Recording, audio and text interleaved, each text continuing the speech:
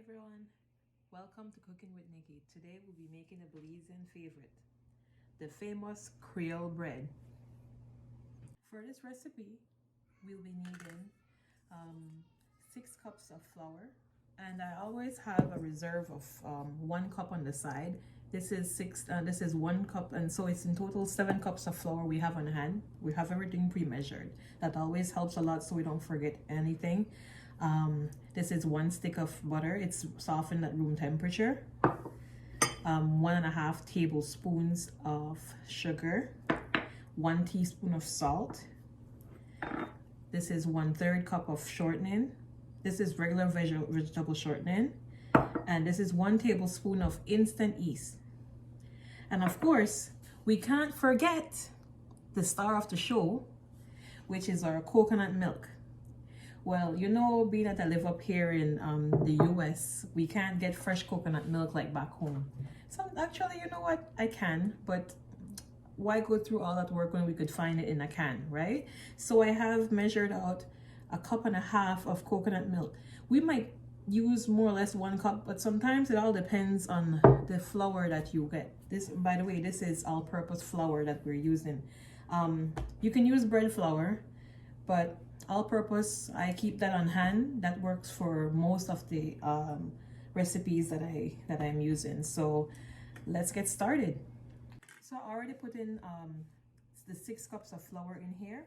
So I'm gonna put the sugar, salt, and if you didn't get all the ingredients, I will have the ingredients in the description below. The yeast. All right, and then what I'm gonna do is put this on low and let this start going for a little bit. All right, and then once this incorporates a little bit, the yeast, the sugar, the salt, I'm gonna start adding my fats. I'm gonna add my shortening. Then I will put in the butter. Some people use only shortening or only butter. It's your choice. You can actually, if you don't have any butter on hand, you can use only shortening. If you don't have any shortening on hand, you can use only butter. I love the flavor of the butter. That's why I put it in as well. It makes it a little bit softer to me. So while this is being incorporated here, let me take a look. I'm gonna start adding in the coconut milk, and you're gonna see this start coming together. All right, you don't want to have this mixing on high speed because it's going to go all over the place. Keep a rubber spatula in the hand to make sure that you scrape the sides from time to time. So I'm gonna slowly add the coconut milk. I'm gonna add 1 cup right now. I have 1.5 cups in this container, and I will pour that in.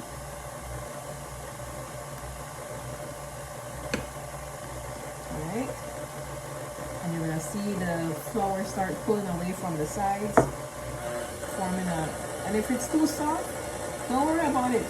Bread is forgiving. We're gonna add some more flour if it gets too soft, and vice versa. If it's too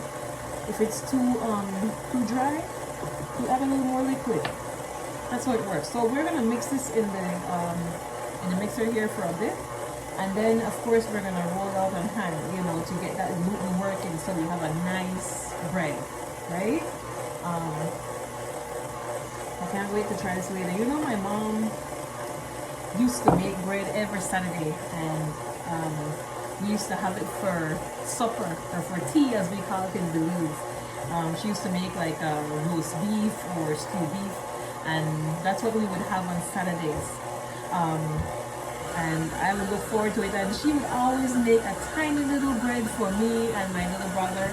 Well, we were the younger ones, so you know, I really enjoy that. I look forward to my little bread every time because I felt so special with her doing that. And while she made the bread, and while the bread was raising, everyone is cleaning the house, and we're just, you know, getting everything, you know, that's a whole event on Saturdays. And if you're from Belize, that's kind of what we do. We do our cleaning on Saturdays washing down the bathroom, the stairs, scrubbing the stairs, mopping the floors, cleaning out the fridge. You know, so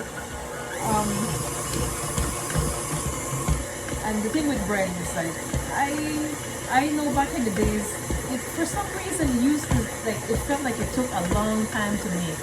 But as I tell you, you don't have to make a whole, you know, you don't have to labor in the kitchen all day to make these recipes. I'm showing you how to do this a simple way so that you can enjoy it and it has the same quality. All right, now just mix a little more here. The dough looks a little bit soft, so I'm gonna turn this off for a minute. I'm gonna show you how this looks. You see how it looks soft here and it's a bit sticky? This is a little bit too soft for us. So the reserve flour, as I said, to keep on the side, we're gonna put a little bit of that. This is 1 cup, so I'm gonna put like about 1/3 of this in here. And we're gonna have it mixed on low. And by the way, I used the 1.5 cup of coconut milk. Sometimes it depends on the flour that you get, the brand and so on. It depends.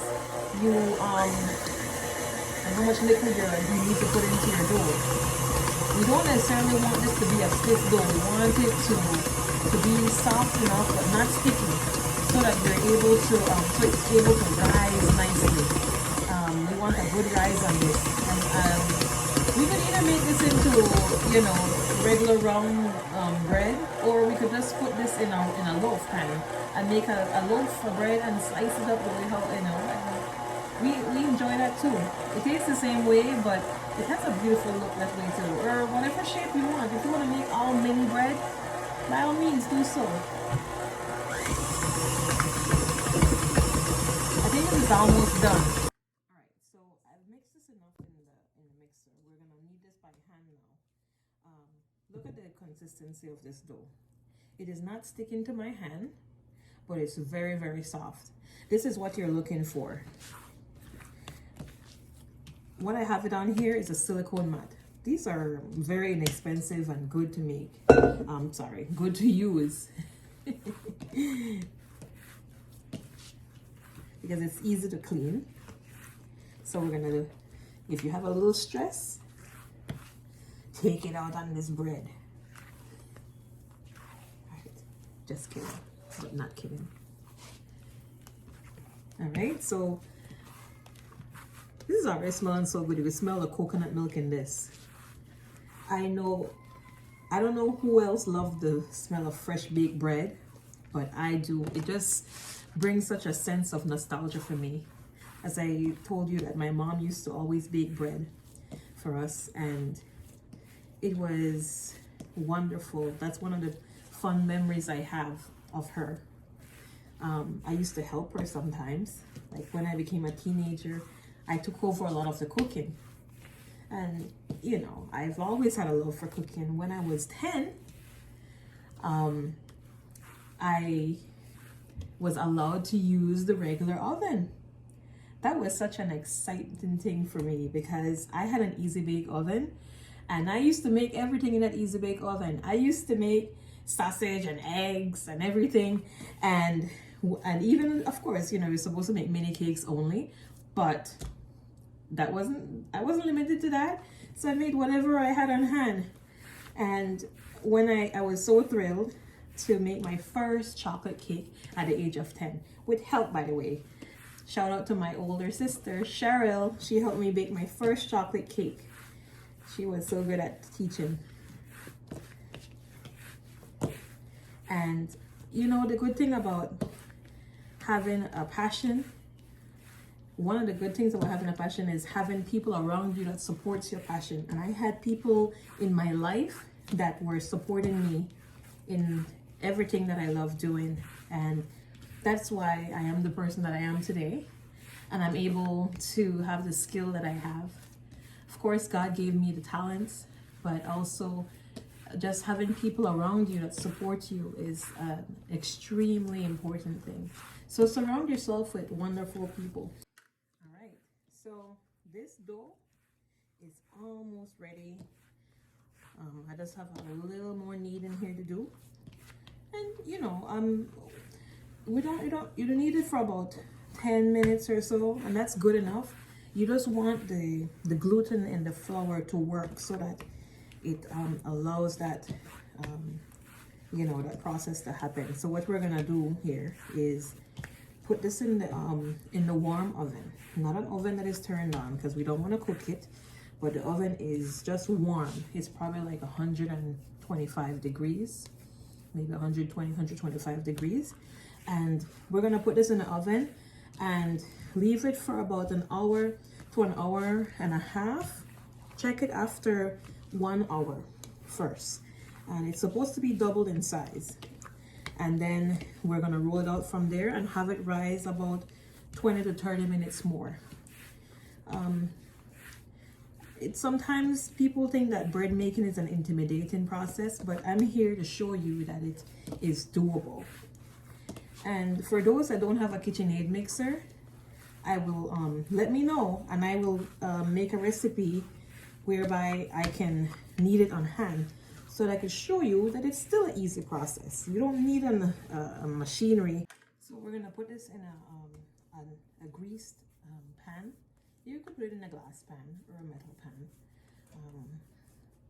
And we're gonna just put it in a pan that gives room for it to rise. All right, you don't want the bread to be overflowing over the top, so you want something that will give you some room.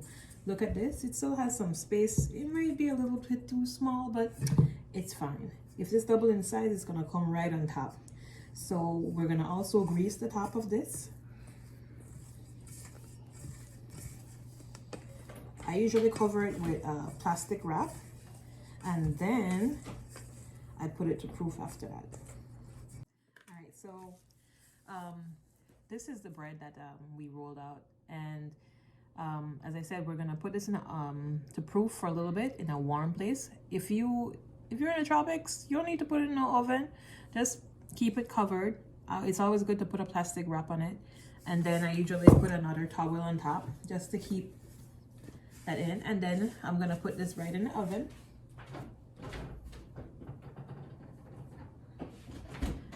And I'm gonna leave it there for an hour.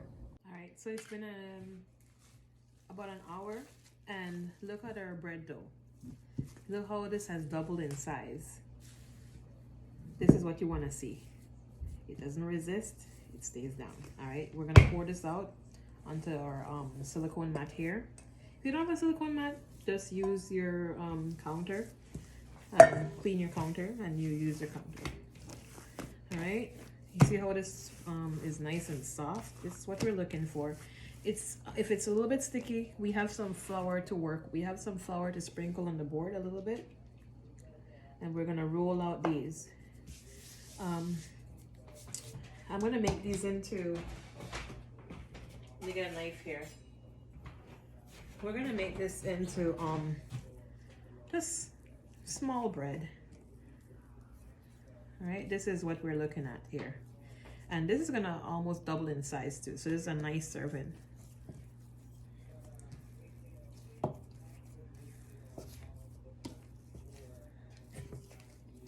right, so we have about 2, 4, 6, 8 bread. All right, so this is how we're gonna roll it here.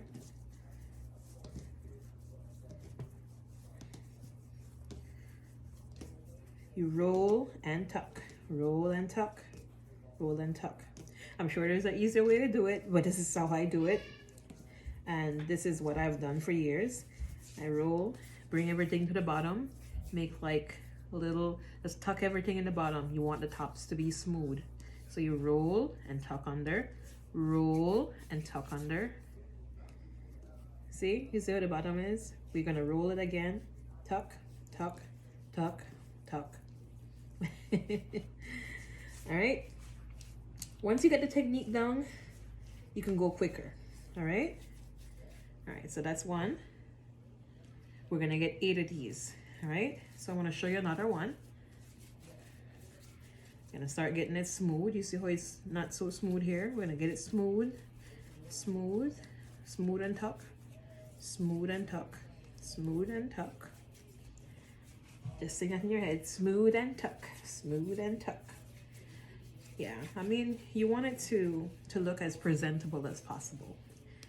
Even though we're making it for our families, you know, we want to give them the best. And if it's not smooth, well, that's okay. As long as it tastes good. And if you try this, this will taste good. It's nice and light. And the thing about it is, if you have a small family, you could still do this full recipe and you could freeze them. Wrap them in foil, then plastic wrap, and you put it in a zip bag and label the date you put it in there. It could last up to like 6 to 8 weeks in the freezer if it's sealed properly. And when you take it out, just take off the plastic wrap and keep it in the foil, and you bake it in your oven like 300 degrees while it's frozen, and it will be as good as you just baked them. All right, so I finished rolling off these. I'm gonna have these sit for about 30 minutes right on top of the stove. That area is a little bit warm right now, so it's gonna rise pretty nicely. Then we're gonna put it in the oven at 300 degrees for the first 20 minutes, and then we raise it to 350 for the next 10 minutes or so. So yeah, looking forward for these. So they're nice, they're looking good, they're nice and light. All right, so this is the bread. You see how it's almost double in size, but it's nice and spongy. That is what you want to see. We're gonna put this in the oven. All right, so the bread is finished. It is out of the oven. You should smell this house. It smells so good. I can't wait to try it. But look at that. Look how soft that is. So good. Y'all need to try this. You have to try it. Share this with me, guys. Let me know how it comes out. All right? Thank you. Remember to like and subscribe to my channel.